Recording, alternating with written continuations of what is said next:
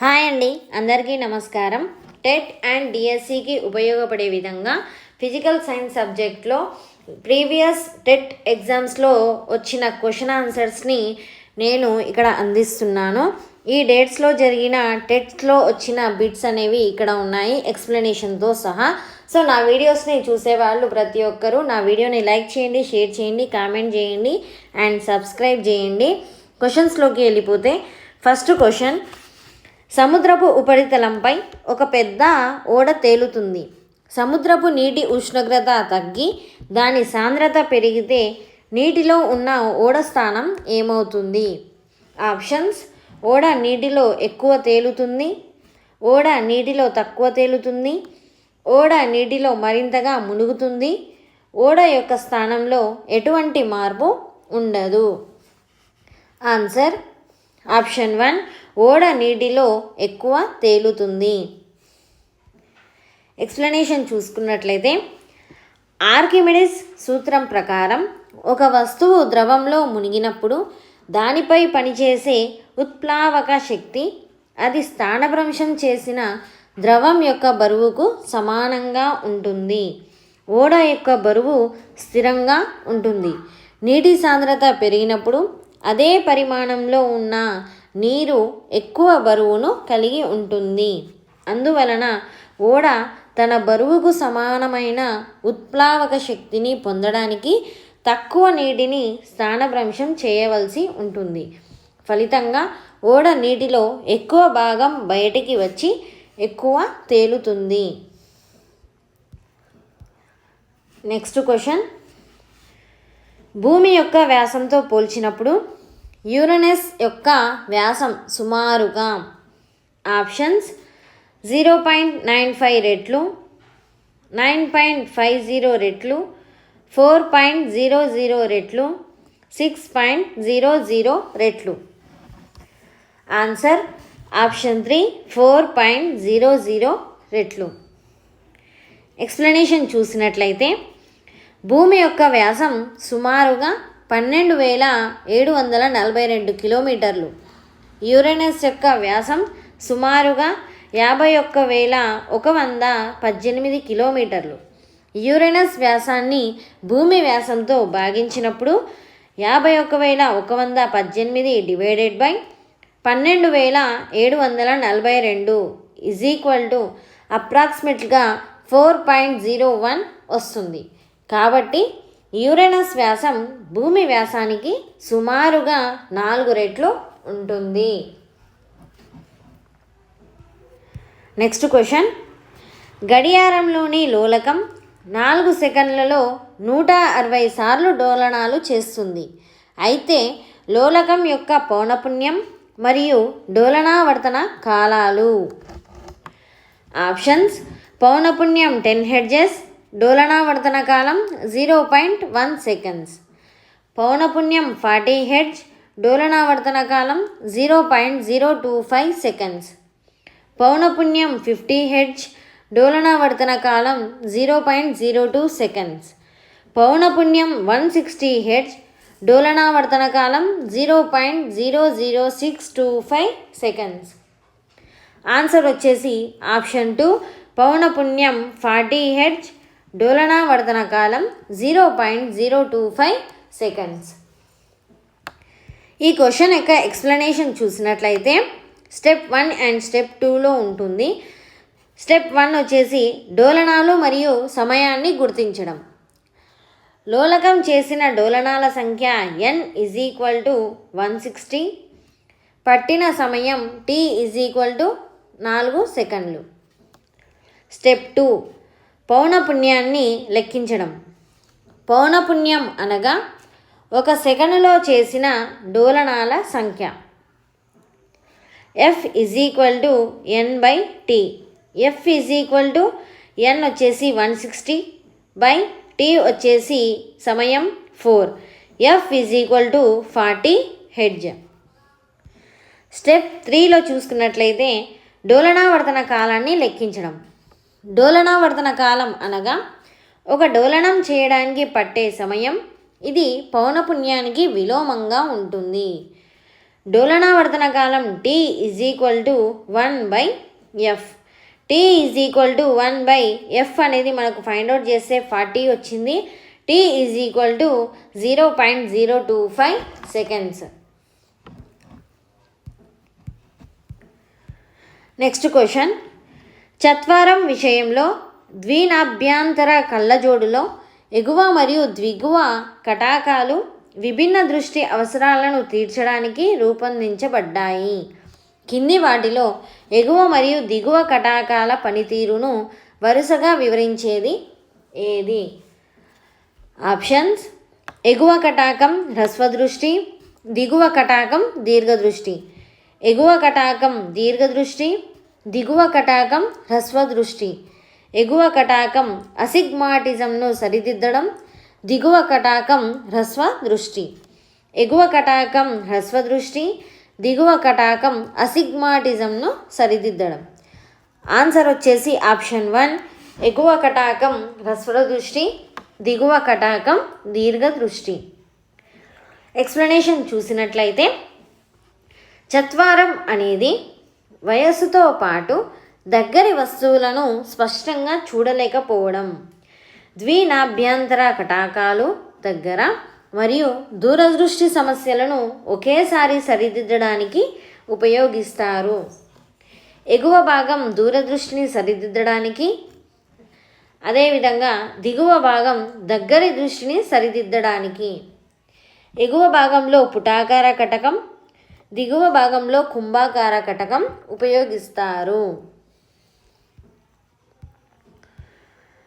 Next question, ప్రక్రియలు వాటి ఉష్ణోగ్రత ప్రభావాల సరైన జతలను గుర్తించండి.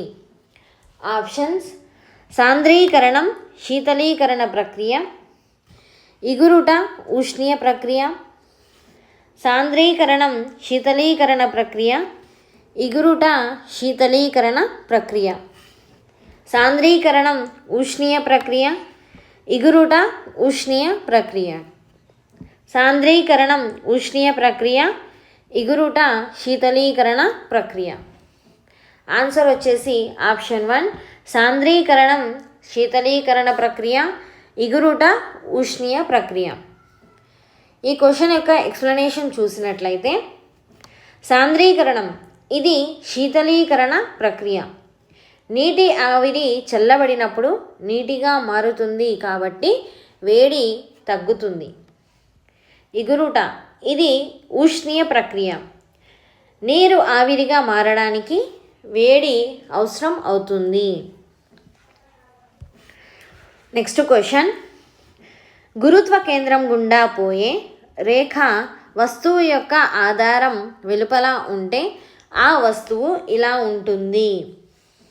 ఆప్షన్స్: స్థిరంగా, అస్థిరంగా, తటస్థ సమతా స్థితిలో, సమతుల్య స్థితిలో. ఆన్సర్ వచ్చేసి ఆప్షన్ 2, అస్థిరంగా. ఎక్స్ప్లెనేషన్ చూసినట్లయితే, గురుత్వ కేంద్రం గుండా పోయే రేఖ వస్తువు యొక్క ఆధారం వెలుపల ఉంటే వస్తువు సమతా స్థితిని కోల్పోయి పడిపోతుంది కాబట్టి దానిని అస్థిర సమతా స్థితిలో ఉందని అంటారు. నెక్స్ట్ క్వశ్చన్, విద్యుత్ యొక్క అయస్కాంత ప్రభావం వైద్య రంగంలో ఉపయోగించబడుతుంది. వైద్య రంగంలో MRI అనే పదం దీనిని సూచిస్తుంది. Options: main resonance infrastructure, magnetic regenerated imaging, magnetic resonance imaging, magnetic related imaging. Answer వచ్చేసి ఆప్షన్ 3, మ్యాగ్నెటిక్ రెసొనెన్స్ ఇమేజింగ్. ఈ క్వశ్చన్ యొక్క ఎక్స్ప్లెనేషన్ చూసినట్లయితే, వైద్య రంగంలో ఉపయోగించే MRI అనే పదానికి పూర్తి రూపం మ్యాగ్నెటిక్ రెసొనెన్స్ ఇమేజింగ్. ఇది శరీర అంతర్గత భాగాల వివరణాత్మక చిత్రాలను రూపొందించడానికి శక్తివంతమైన అయస్కాంతాలు మరియు రేడియో తరంగాలను ఉపయోగించే వైద్య ఇమేజింగ్ సాంకేతికత. నెక్స్ట్ క్వశ్చన్, విద్యుత్ శక్తి యొక్క వాణిజ్య యూనిట్కు సమానమైనది. Options 360 joule, 1000 joule, 3,60,000 joule, 36 lakhs joule. Answer వచ్చేసి ఆప్షన్ 4 36 lakhs జౌల్. ఎక్స్ప్లెనేషన్ చూసినట్లయితే విద్యుత్ శక్తి యొక్క వాణిజ్య యూనిట్ కిలోవాట్. ఒక కిలోవాట్ గంటను జౌల్స్లోకి మార్చడానికి ఈ క్రింది విధంగా లెక్కించవచ్చు. 1 kilowatt is equal to 1000 watts. 1 watt is equal to 1 joule per second. 1 hour is equal to 3600 seconds. కాబట్టి 1 kilowatt hour విలువ వచ్చేసి 1000 watts ఇంటూ 3600 seconds. అప్పుడు 1 kilowatt per hour వచ్చేసి 36 lakhs joules అవుతుంది. నెక్స్ట్ క్వశ్చన్,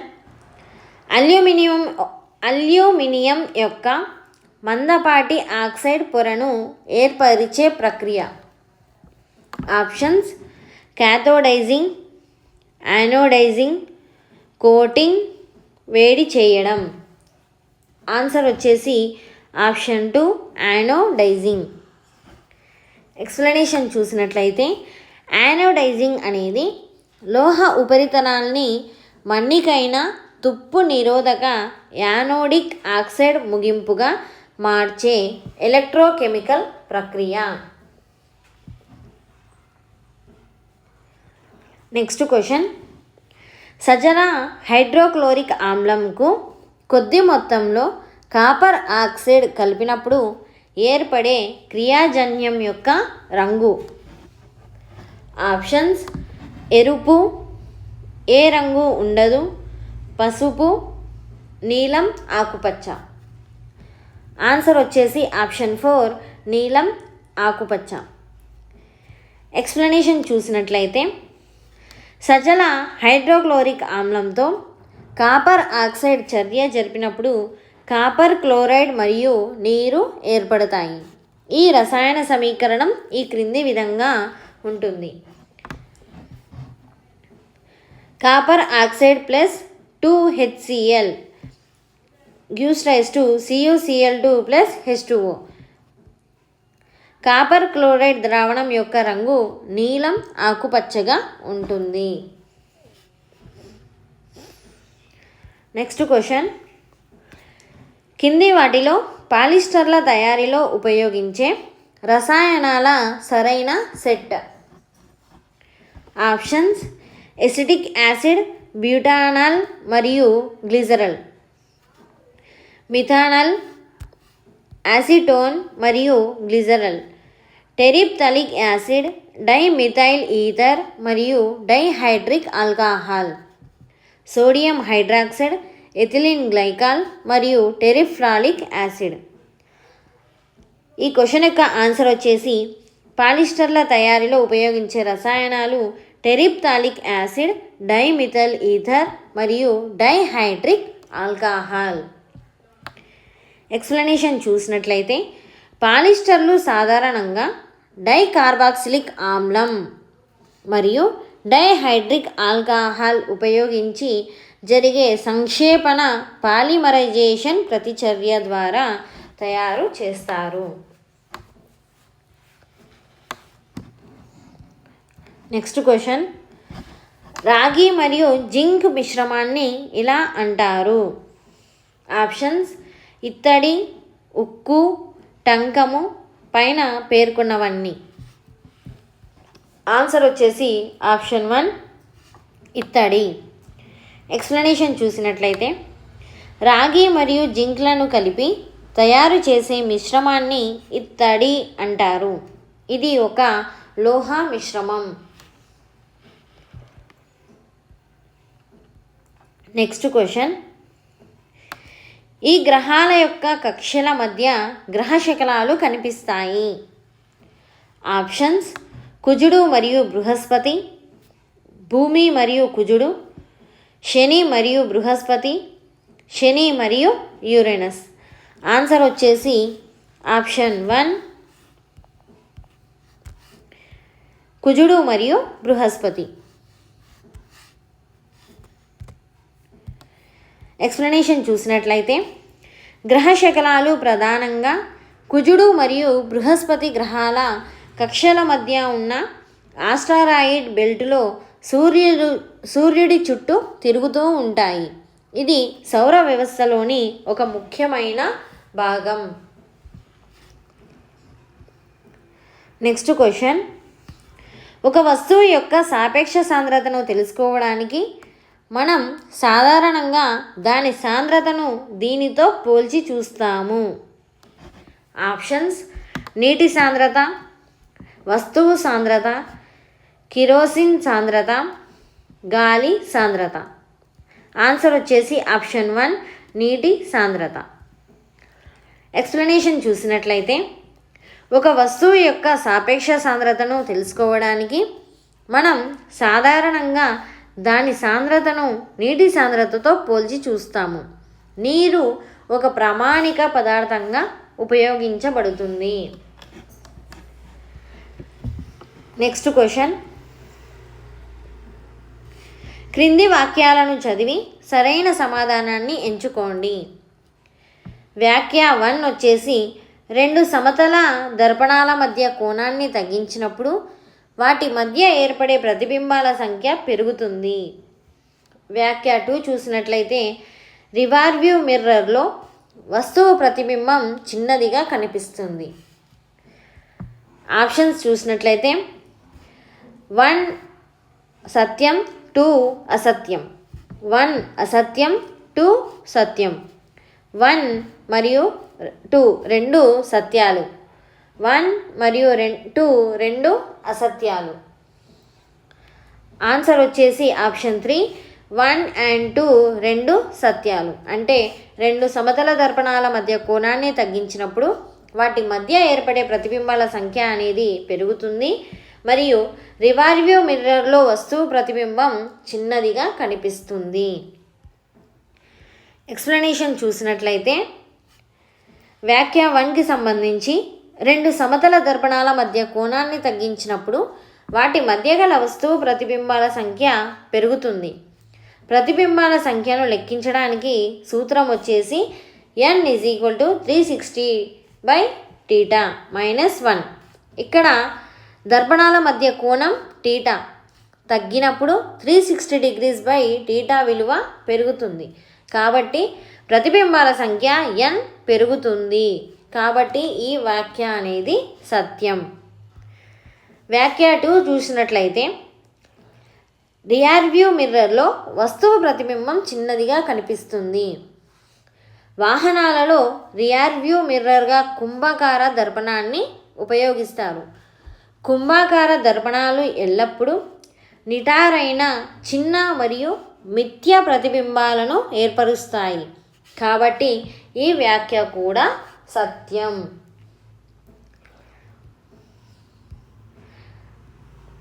ఫ్రెండ్స్, నా వీడియోస్లో నేను క్వశ్చన్తో పాటు ఆన్సర్తో పాటు ఎక్స్ప్లెనేషన్ కూడా ఎక్స్ప్లెయిన్ చేస్తున్నాను. కాబట్టి నా వీడియోస్ని ఫస్ట్ టైం చూసేవాళ్ళు నా వీడియోస్ని లైక్ చేయండి, షేర్ చేయండి, కామెంట్ చేయండి అండ్ సబ్స్క్రైబ్ చేయండి. నెక్స్ట్ క్వశ్చన్లోకి వెళ్ళిపోతే ఒక వ్యక్తి బస్సులో 15 గంటలు ప్రయాణించాడు. ప్రయాణాన్ని ప్రారంభించే ముందు ఓడోమీటర్లో ప్రారంభ రీడింగు 1891 మరియు గమ్యాన్ని చేరుకున్న తర్వాత రీడింగ్ 2881గా చూపబడింది. అప్పుడు అతని సరాసరి వడి. ఆప్షన్స్: 266 కిలోమీటర్లు, 313.5 కిలోమీటర్లు, 33 కిలోమీటర్లు, 66 కిలోమీటర్లు. ఆన్సర్ చూసినట్లయితే ఆప్షన్ 4 66 కిలోమీటర్లు. ఈ క్వశ్చన్ యొక్క ఎక్స్ప్లెనేషన్ చూసినట్లయితే స్టెప్ 1 అండ్ స్టెప్ 2లో స్టెప్ 1 వచ్చేసి ప్రయాణించిన మొత్తం దూరాన్ని లెక్కించడం. ఓడోమీటర్ చివరి రీడింగ్ వచ్చేసి 2881 కిలోమీటర్స్. ఓడోమీటర్ ప్రారంభ రీడింగ్ వచ్చేసి 1891 కిలోమీటర్స్. మొత్తం ప్రయాణించిన దూరం వచ్చేసి దీన్ని మైనస్ చేస్తే 990 కిలోమీటర్స్ వస్తుంది. అదేవిధంగా స్టెప్ 2లో సరాసరి వడిని లెక్కించడం. ప్రయాణానికి పట్టిన సమయం వచ్చేసి 15 గంటలు. సరాసరి వడి సూత్రం వచ్చేసి total distance divided by total time.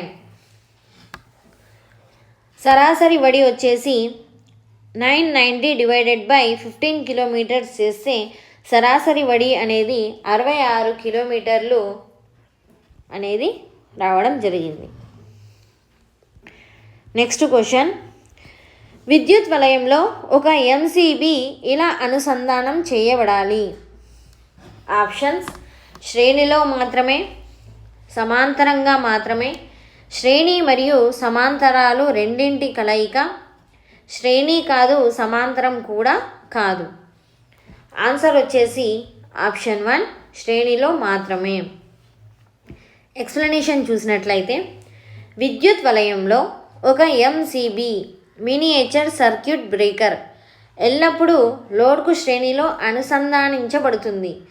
దీనికి గల కారణం ఓవర్లోడ్ లేదా షార్ట్ సర్క్యూట్ పరిస్థితులలో ఎంసీబీ సర్క్యూట్ను సమర్థవంతంగా తెరవడానికి మరియు విద్యుత్ ప్రవాహాన్ని అంతరాయం కలిగించడానికి వీలు కల్పిస్తుంది. తద్వారా పరికరాలు మరియు వైరింగ్ను రక్షిస్తుంది. నెక్స్ట్ క్వశ్చన్, ఈ పద్ధతిలో బ్లిస్టర్ కాపర్ శుద్ధి చేయబడుతుంది. ఆప్షన్స్: స్వేదనం, పోలింగ్, గలనం చేయడం, విద్యుత్ శోధనం. ఆన్సర్ వచ్చేసి ఆప్షన్ 2 పోలింగ్. ఎక్స్ప్లెనేషన్ చూసినట్లయితే బ్లిస్టర్ కాపర్ను పోలింగ్ పద్ధతిలో శుద్ధి చేస్తారు. ఈ ప్రక్రియలో కరిగించిన రాగిని పచ్చి కలపకర్రలతో కలుపుతారు. దీని నుండి విడుదలయ్యే హైడ్రోకార్బన్ వాయువులు క్యూప్రస్ ఆక్సైడ్ను లోహరాగికి తగ్గిస్తాయి. నెక్స్ట్ క్వశ్చన్, వాణిజ్యపరంగా పాల నుండి మీగడను వేరు చేయడానికి ఉపయోగించే యంత్రం. ఆప్షన్స్: అట్యూడ్ యంత్రం, తేలియాడే యంత్రం, సెంట్రిఫ్యూజ్, జల్లెడ యంత్రం. ఆన్సర్ వచ్చేసి ఆప్షన్ 3 సెంట్రిఫ్యూజ్. ఎక్స్ప్లెనేషన్ చూసినట్లయితే పాల నుండి మీగడను వేరు చేయడానికి సెంట్రిఫ్యూజ్ యంత్రాన్ని ఉపయోగిస్తారు. ఈ ప్రక్రియను సెంట్రిఫ్యూగేషన్ అని అంటారు. ఇది అపకేంద్ర బలం సూత్రంపై పనిచేస్తుంది. ఈ యంత్రం పాలను వేగంగా తిప్పుతుంది. దీనివల్ల సాంద్రత తక్కువగా ఉన్న మీగడ పైకి తేలుతుంది మరియు సాంద్రత ఎక్కువగా ఉన్న పాలు అడుగుకు చేరుతాయి. తద్వారా వాటిని వేరు చేయడం సులభం అవుతుంది.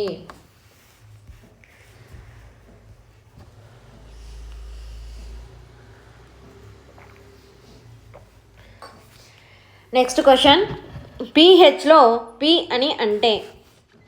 Options: pascal, pressure, potence, pure. Answer వచ్చేసి ఆప్షన్ 3 పొటెన్స్. ఎక్స్ప్లెనేషన్ చూసినట్లయితే పీహెచ్లోని పి అనేది జర్మన్ పదం పొటెన్స్ నుండి వచ్చింది. దీని అర్థం శక్తి లేదా సామర్థ్యం. ఇది హైడ్రోజన్ అయాన్ల గాఢత యొక్క శక్తిని సూచిస్తుంది.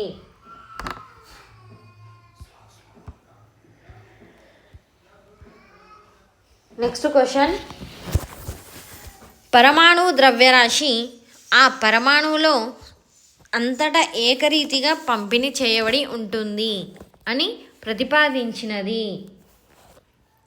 ఆప్షన్స్: క్వాంటం యాంత్రిక పరమాణు నమూనా, పరమాణు కేంద్రక నమూనా, గ్రహమండల నమూనా, ప్లమ్ పుడ్డింగ్ పరమాణు నమూనా. ఆన్సర్ వచ్చేసి ప్లమ్ పుడ్డింగ్ పరమాణు నమూనా. ఎక్స్ప్లెనేషన్ చూసినట్లయితే పరమాణు ద్రవ్యరాశి ఆ పరమాణువులో అంతటా ఏకరీతిగా పంపిణీ చేయబడి ఉంటుంది. అని ప్రతిపాదించిన నమూనా ప్లమ్ పుడ్డింగ్ పరమాణు నమూనా. థామ్సన్ ప్రతిపాదించిన ఈ నమూనా ప్రకారం ధనావేశం కలిగిన గోళంలో ఎలక్ట్రాన్లు అక్కడక్కడ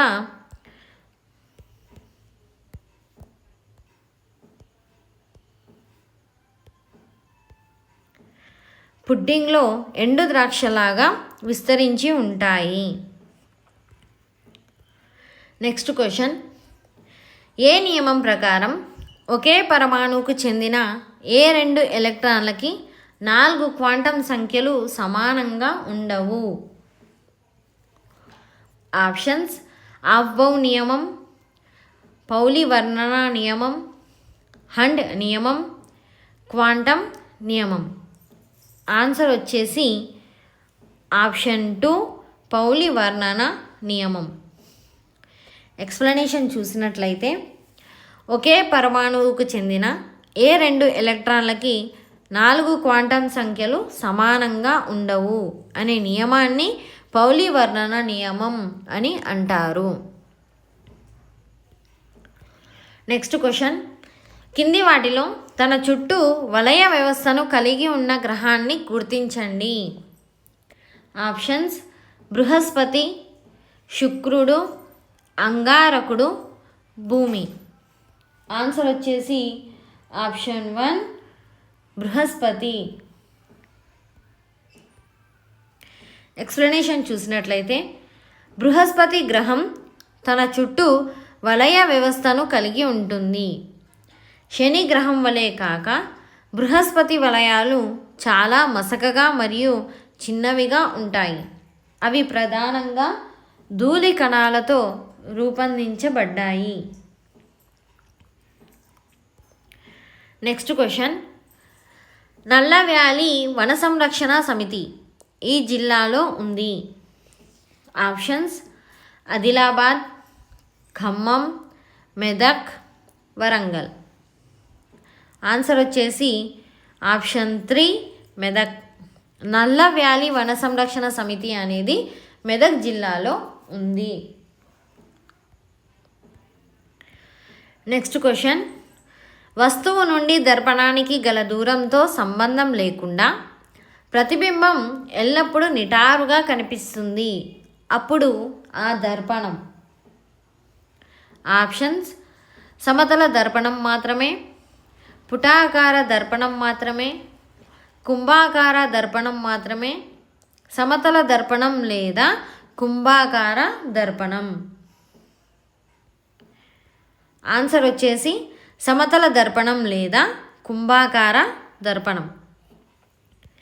ఎక్స్ప్లెనేషన్ చూసినట్లయితే, వస్తువు నుండి దర్పణానికి గల దూరంతో సంబంధం లేకుండా ప్రతిబింబం ఎల్లప్పుడూ నిటారుగా కనిపించే దర్పణాలు సమతల దర్పణం మరియు కుంభాకార దర్పణం. సమతల దర్పణంలో ఎల్లప్పుడూ మిథ్య, నిటారుగా మరియు వస్తువు పరిమాణంలో ప్రతిబింబం ఏర్పడుతుంది. కుంభాకార దర్పణంలో ఎల్లప్పుడూ మిథ్య, నిటారుగా మరియు వస్తువు కంటే చిన్న ప్రతిబింబం ఏర్పడుతుంది. పుటాకార దర్పణంలో వస్తువు స్థానం ఆధారంగా నిజ లేదా మిథ్య, తలక్రిందులు లేదా నిటారుగా ఉండే ప్రతిబింబాలు అనేవి ఏర్పడతాయి. నెక్స్ట్ క్వశ్చన్, విశ్వ గురుత్వ స్థిరాంకం G విలువ మొదట ప్రయోగాత్మకంగా గణించిన వారు? Options: Newton, henry Cavendish, Dalton, Aristotle. Answer వచ్చేసి ఆప్షన్ 2 హెన్రీ కావెండిష్. ఎక్స్ప్లెనేషన్ చూసినట్లయితే, విశ్వ గురుత్వ స్థిరాంకం G విలువను మొట్టమొదట ప్రయోగాత్మకంగా 1798లో హెన్రీ కావెండిష్ కనుగొన్నారు. ఈ ప్రయోగం భూమి సాంద్రతను లెక్కించడానికి ఉద్దేశించబడినది. దీనికి టార్షన్ బ్యాలెన్స్ ఉపయోగించారు. ఐజాక్ న్యూటన్ గురుత్వాకర్షణ నియమాన్ని ప్రతిపాదించినప్పటికీ G విలువను ప్రయోగాత్మకంగా కనుగొనలేదు. నెక్స్ట్ క్వశ్చన్, వాణిజ్యపరంగా విద్యుత్ శక్తి ప్రమాణం. Options: kilowatt, kilowatt second, kilowatt hour, joule per second. Answer వచ్చేసి ఆప్షన్ 3 కిలోవాట్ హవర్. ఎక్స్ప్లెనేషన్ చూసినట్లయితే, వాణిజ్యపరంగా విద్యుత్ శక్తి ప్రమాణం కిలోవాట్. దీనికి సాధారణంగా యూనిట్ అని కూడా పిలుస్తారు. గృహాలలో మరియు పరిశ్రమలలో విద్యుత్ వినియోగాన్ని కొలవడానికి ఈ ప్రమాణాన్ని ఉపయోగిస్తారు. 1 కిలోవాట్ హవర్ అనేది 1000 వాట్ల శక్తిని ఒక గంట పాటు ఉపయోగించినప్పుడు వినియోగమయ్యే విద్యుత్ శక్తికి సమానంగా ఉంటుంది.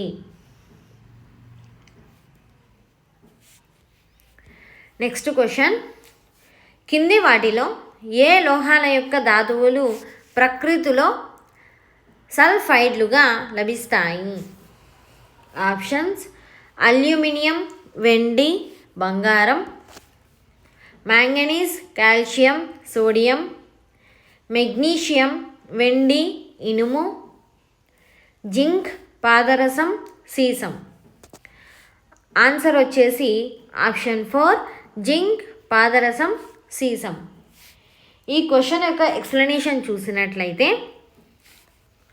జింక్, పాదరసం మరియు సీసం వంటి లోహాలు సాధారణంగా ప్రకృతిలో సల్ఫైడ్ ధాతువులుగా లభిస్తాయి.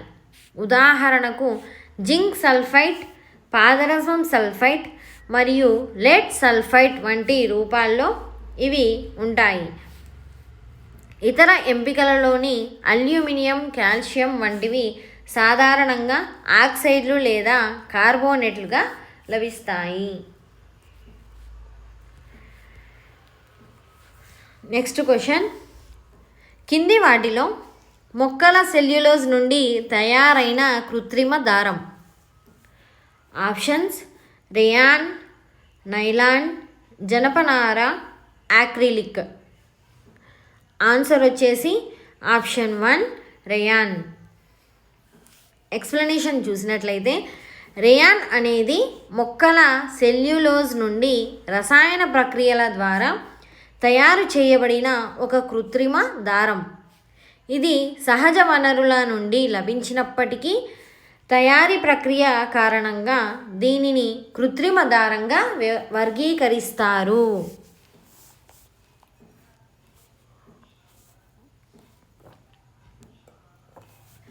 నెక్స్ట్ క్వశ్చన్, పెట్రోలియం ఘనపరిమాణం కొలవడానికి చమురు పరిశ్రమ తీసుకున్న ప్రమాణం X మరియు ఒక XY లీటర్లకు సమానం. అప్పుడు X మరియు Yని గుర్తించండి. Options: X = barrel, Y = 169. X gallon, Y 159. X barrel, Y 159. X gallon, Y 169. Explanation చూసినట్లయితే, దీని యొక్క ఆన్సర్ వచ్చేసి X బ్యారెల్, Y 159. ఎక్స్ప్లెనేషన్ చూసినట్లయితే, చమురు పరిశ్రమలో పెట్రోలియం ఘనపరిమాణాన్ని కొలవడానికి ఉపయోగించే ప్రామాణిక ప్రమాణం బ్యారెల్. ఒక బ్యారెల్ సుమారు 159 లీటర్లకు సమానంగా ఉంటుంది. అందువల్ల సరైనది X barrel, Y 159. Next question, deuterium మరియు ట్రిటియంలోని న్యూట్రాన్ల వ్యత్యాసం. ఆప్షన్స్: 4, 3, 2, 1. ఆన్సర్ వచ్చేసి ఆప్షన్ 1 4. ఎక్స్ప్లెనేషన్ చూసినట్లయితే, డ్యూటీరియం అనేది హైడ్రోజన్ యొక్క ఐసోటోప్.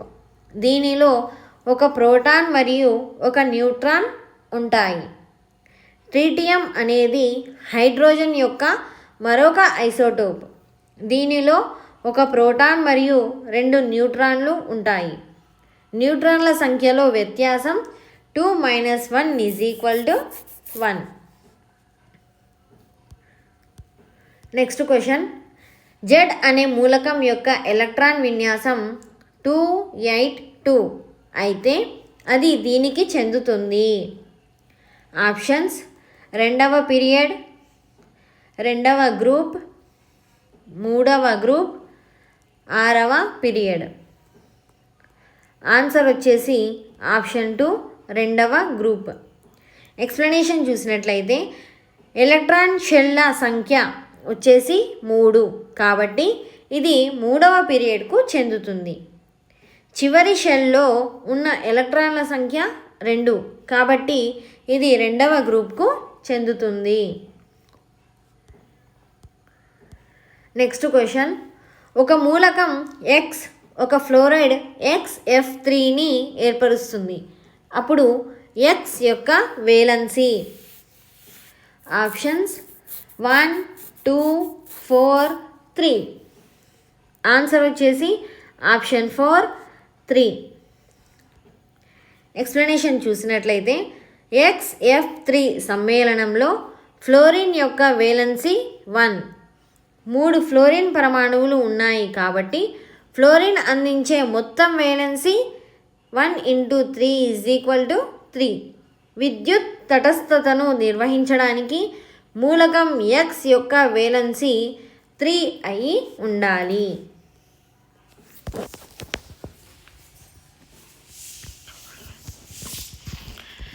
Next question.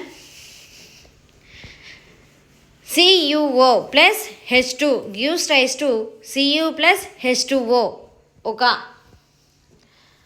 ఆప్షన్స్: ఆక్సీకరణ చర్య, క్షయాకరణ చర్య, అవక్షేపణ చర్య, తటస్థీకరణ చర్య.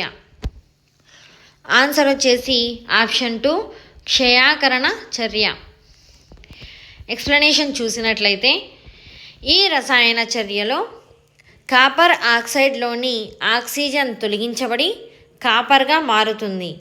ఇది క్షయాకరణ ప్రక్రియ. అదే సమయంలో హైడ్రోజన్ ఆక్సిజన్ను పొంది నీరుగా మారుతుంది. ఇది ఆక్సీకరణ ప్రక్రియ. కాబట్టి ఇది ఆక్సీకరణ క్షయాకరణ చర్య. కానీ ఇక్కడ CuO క్షయాకరణం చెందుతుంది. అంటే కాపర్ ఆక్సైడ్ అనేది క్షయాకరణం చెందుతుంది. Next question. 1 angstrom = options: 1 nm, 10 nm, 0.01 nm, 0.1 nm. Answer వచ్చేసి ఆప్షన్ 4 0.1 m. Next question. సూర్యుని చుట్టూ అతి దీర్ఘ వృత్తాకార కక్షలలో పరిభ్రమిస్తున్నవి ఏవి? ఆప్షన్స్: ఉపగ్రహాలు, ఉల్కలు, తోకచుక్కలు, గ్రహశకలాలు. ఆన్సర్ వచ్చేసి ఆప్షన్ 3 తోకచుక్కలు. ఎక్స్ప్లెనేషన్ చూసినట్లయితే తోకచుక్కలు సూర్యుని చుట్టూ అత్యంత దీర్ఘ వృత్తాకార కక్షలలో పరిభ్రమిస్తాయి. ఇవి సూర్యుడికి చాలా దగ్గరగా మరియు చాలా దూరంగా ప్రయాణిస్తాయి. ఇతర వస్తువులు సాధారణంగా మరింత వృత్తాకార లేదా తక్కువ పొడవైన కక్షలను కలిగి ఉంటాయి. Next question. వర్షపు నీటిని సేకరించే ప్రక్రియను ఇలా అంటారు.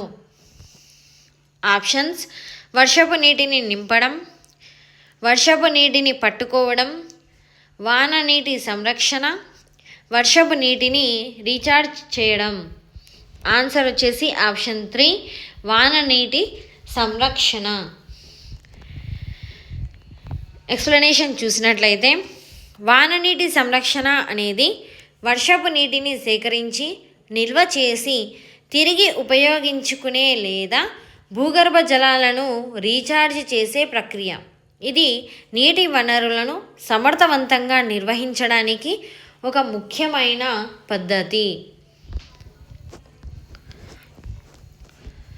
నెక్స్ట్ క్వశ్చన్, ధ్వని కంపనాలను విద్యుత్ సంకేతాలుగా మార్చే మానవ చెవి భాగం.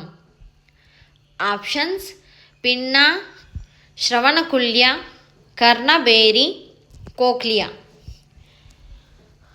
ఆన్సర్ వచ్చేసి ఆప్షన్ 4 కోక్లియా. ఈ క్వశ్చన్ యొక్క ఎక్స్ప్లెనేషన్ చూసినట్లయితే, మానవ చెవిలో ధ్వని తరంగాలు బయట చెవి ద్వారా ప్రయాణించి కర్ణబేరిని తాకుతాయి. అవి మధ్య చెవిలోని చిన్న ఎముకలను కంపింపచేస్తాయి. ఈ కంపనాలు లోపలి చెవిలోని కోక్లియాకు ప్రసారం చేయబడతాయి. కోక్లియా ఈ యాంత్రిక కంపనాలను మెదడు ధ్వనిగా అర్థం చేసుకోగలిగే నాడీ సంకేతాలు లేదా విద్యుత్ ప్రేరణలుగా మారుస్తుంది. నెక్స్ట్ క్వశ్చన్, ఒక సాధారణ సౌర ఘటాన్ని వీటిని ఒకదానిపై ఒకటి పేర్చడం ద్వారా తయారు చేస్తారు. ఆప్షన్స్: సిలికాన్ బోరాన్ పొర మరియు సిలికాన్ ఆర్సెనిక్ పొర, సిలికాన్ సోడియం పొర మరియు సిలికాన్ కార్బన్ పొర, సిలికాన్ గాలియం పొర మరియు సిలికాన్ కార్బన్ పొర, సిలికాన్ మెగ్నీషియం పొర మరియు సిలికాన్ సోడియం పొర. ఆన్సర్ వచ్చేసి ఆప్షన్ 1 సిలికాన్ బోరాన్ పొర మరియు సిలికాన్ ఆర్సెనిక్ పొర. ఎక్స్ప్లెనేషన్ చూసినట్లయితే, ఒక సాధారణ సౌరఘటం అనేది పి రకం మరియు ఎన్ రకం సెమీకండక్టర్ పదార్థాల పొరలను ఒకదానిపై ఒకటి పేర్చడం ద్వారా తయారు చేయబడిన పిఎన్ సంధి డయోడ్. ఎన్ రకం పొరను సిలికాన్కు ఆర్సెనిక్ వంటి డోపింగ్ చేయడం ద్వారా తయారు చేస్తారు. దీని వలన అదనపు ఎలక్ట్రాన్లు ఏర్పడతాయి. పి రకం పొరను సిలికాన్కు బోరాన్ వంటి డోపింగ్ చేయడం ద్వారా తయారు చేస్తారు. దీని వలన ఎలక్ట్రాన్ రంధ్రాలు ఏర్పడతాయి. ఈ రెండు పొరల కలయిక సూర్యకాంతిని విద్యుత్ శక్తిగా మార్చడానికి వీలు కల్పిస్తుంది. నెక్స్ట్ క్వశ్చన్, సాధారణంగా ఈ కొలిమిని భర్జన ప్రక్రియకు ఉపయోగిస్తారు. ఆప్షన్స్: బ్లాస్ట్ కొలిమి, రివర్బరేటరీ కొలిమి, విద్యుత్ కొలిమి, రిటార్ట్ కొలిమి. ఆన్సర్ వచ్చేసి ఆప్షన్ 2 రివర్బరేటరీ కొలిమి. ఎక్స్ప్లెనేషన్ చూసినట్లయితే, భర్జన ప్రక్రియకు సాధారణంగా రివర్బరేటరీ కొలిమిని ఉపయోగిస్తారు.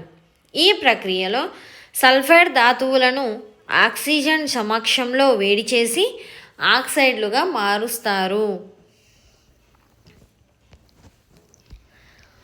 నెక్స్ట్ క్వశ్చన్, ప్లాస్టిక్ పరిశ్రమ పితామహుడు.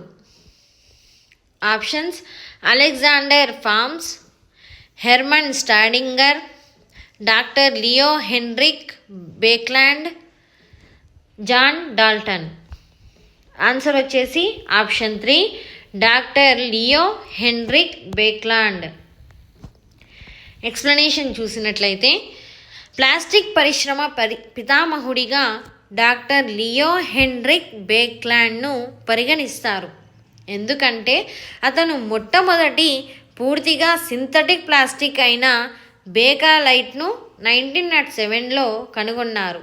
ఈ ఆవిష్కరణ ప్లాస్టిక్ పరిశ్రమకు పునాది వేసింది.